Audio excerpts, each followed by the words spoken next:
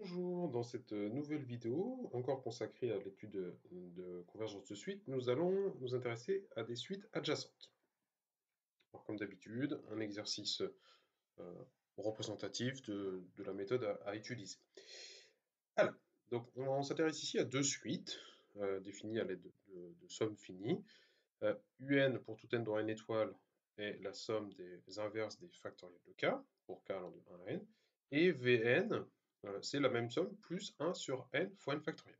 On peut remarquer déjà que Vn, c'est Un plus une quantité positive, plus 1 sur n fois n factoriel.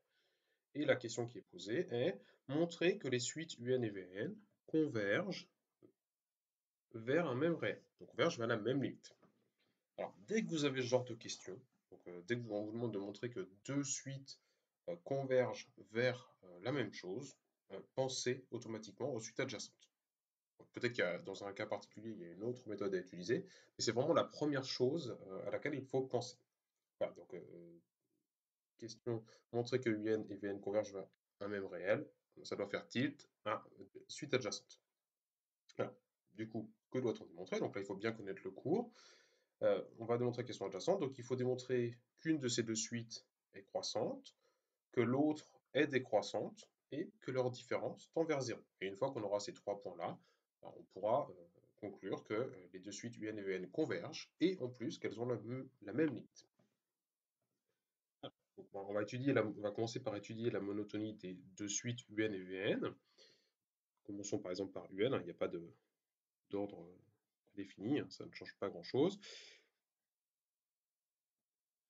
Bon, même si on va voir ici que c'est mieux de commencer par UN parce qu'on va pouvoir. Les calculs qu'on va utiliser pour étudier la monotonie de UN vont être utiles pour étudier celle de Vn. Alors, soit n un entier naturel, on va calculer UN plus 1 moins UN, et ici il se trouve que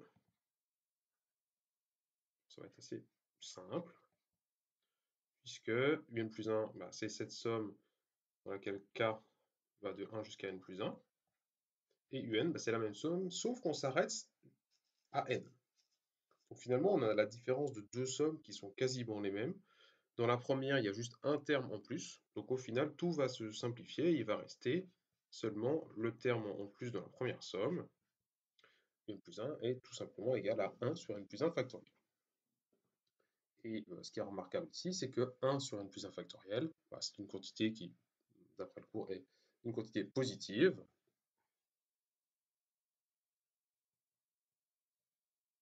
Puisque c'est l'inverse de la factorielle d'un nombre, donc elle est même strictement positive, on n'aura pas besoin de ça, mais elle est même strictement positive. Et donc on a obtenu que UN est croissante.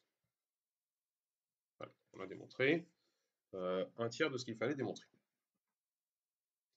Alors maintenant, on va faire la même chose avec V. Et normalement, si les suites sont bien adjacentes, comme il semblerait que ce soit le cas, on doit obtenir que Vn est, elle, décroissante. Donc pareil, on va partir sur le calcul de Vn plus 1 moins Vn. Et en fait, pour éviter de refaire des calculs qu'on a déjà fait, j'ai une petite bêtise, c'est peut-être que certains l'auront noté, c'est tous ces calculs se font dans n étoiles. Alors, donc je disais, donc, pour éviter pour éviter de refaire des calculs déjà effectués, il va être utile de remarquer que Vn plus 1 est égal à Un plus 1 plus 1 sur n plus 1 fois n plus 1 factoriel. Et pareil pour Un. Juste ce que j'ai dit tout à l'heure, mais on peut quand même expliquer pourquoi c'est vrai. On voit bien que Vn, c'est Un plus quelque chose. Donc ce qui permet d'écrire ce que j'ai écrit là. En quoi est-ce que c'est utile? Ça nous permet de faire apparaître Un plus 1 moins Un, qu'on a déjà calculé juste avant, dans la première étape. Du coup, on va pouvoir réutiliser ce qu'on avait dit. On avait trouvé tout à l'heure n plus 1 factoriel.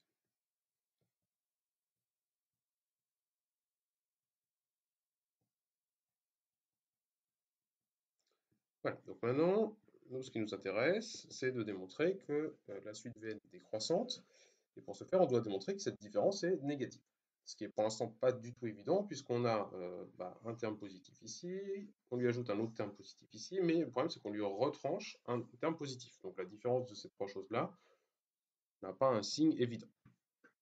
Alors, après, on se doute que très souvent, lorsqu'on a une différence ou une somme de fractions, pour trouver son signe, en général, on va passer par une mise au même dénominateur. C'est en effet ce qu'on va utiliser ici, sauf qu'il faut le faire de manière la plus astucieuse possible pour s'éviter des calculs compliqués. Et comme d'habitude, on va essayer de trouver le dénominateur commun le plus simple. Le dénominateur commun à ces trois fractions, le plus simple. Donc c'est peut-être la seule petite difficulté de cette question. Alors, on va analyser les différents dénominateurs. On voit qu'il y a n plus 1 factoriel, n plus 1 fois n plus 1 factoriel. Déjà, on peut se dire qu'on peut multiplier, on va le faire en deux étapes. Une idée, c'est de multiplier la première fraction par n plus 1 pour tout mettre sur n plus 1 fois n plus 1 factoriel. Voilà, c'est une possibilité. Voilà, donc j'ai juste multiplié la première fraction en haut et en bas par n plus 1. Et on va obtenir n plus 1 plus 1, ce que je vais directement simplifier en n plus 2, on va gagner un petit peu de temps. Alors, n plus 2 sur n plus 1 fois n plus 1 factoriel, moins 1 sur n factoriel. Ah, c'est là qu'arrive le passage un tout petit peu plus compliqué. Alors, si on veut un dénominateur commun, donc on voit qu'il va falloir multiplier pour passer de n factoriel à n plus 1 factoriel. On va multiplier ici par n plus 1, dans le but de faire apparaître n plus 1 factoriel. Ensuite, si on veut faire apparaître le n plus 1 qui se trouve sur la fraction de gauche, on va à nouveau multiplier par n plus 1. Bon, je l'écris en deux fois, de cette manière-là. Et la fraction qui est à gauche, il va falloir la multiplier par n, en haut et en bas, pour faire apparaître le n qui est ici. Voilà. Et en procédant de cette manière-là, on a deux fractions qui sont au même dénominateur. Je vous rappelle, et c'est le point central ici, n plus 1 factoriel, c'est la même chose que n plus 1 fois n factoriel. Ça, c'est très important. Voilà. Donc, une fois qu'on a fait ça, on va pouvoir faire notre calcul. Et donc, Vn plus 1 moins Vn va être égal à, donc si on reprend, donc sur la première fraction, on va avoir n carré plus 2n. Donc là, j'ai développé, donc le n fois n plus 2 devient n carré plus 2n.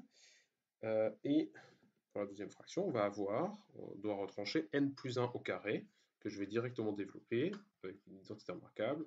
On va obtenir n carré plus 2n plus 1. Et après, on a le dénominateur commun, qui est celui-ci. Donc n fois n plus 1 factoriel fois n. Alors, le dénominateur, je ne vais pas le développer, il est déjà factorisé, et pour trouver un signe, autant le laisser sous forme factorisée. Et le numérateur, on se rend compte qu'il y a pas mal de choses qui se simplifient, à cause du signe moins devant la parenthèse. On voit que le n carré et n carré vont disparaître, les deux n aussi.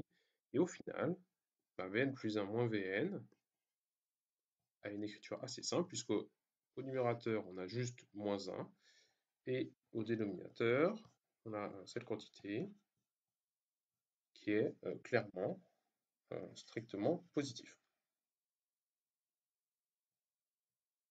Donc, au final, cette fraction est négative, elle est même strictement négative.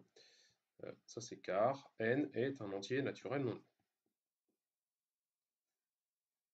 Et au final, la suite Vn est décroissante. Donc, ce qui termine la preuve du deuxième point. Donc c'est bon, on a déjà démontré que l'une des deux suites est croissante, que la seconde est décroissante, il ne reste plus qu'à étudier la différence des deux et à démontrer qu'elles convergent vers 0. Et on va voir qu'ici, c'est quelque chose d'assez simple. Le point le plus compliqué est le point 2. Donc pareil, on va déjà regarder si on ne peut pas simplifier Vn moins Un. Et en effet, ça se simplifie en utilisant à nouveau ce qu'on a déjà remarqué.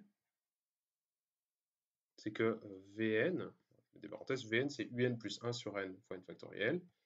Et si on lui retranche Un, on a tout simplement n 1 divisé par n fois n factoriel. Ce qui, de manière simple, nous dit que la limite de Vn moins Un est 0, puisque c'est l'inverse d'une quantité qui tend vers plus l'infini. N fois n factoriel tend vers plus l'infini. Et voilà, donc on a notre troisième point. Et maintenant on peut conclure. Donc, en rassemblant les 3 points, on obtient que Un et Vn sont adjacentes.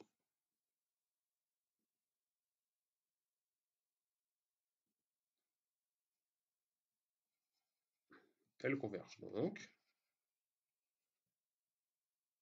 et ont la même limite.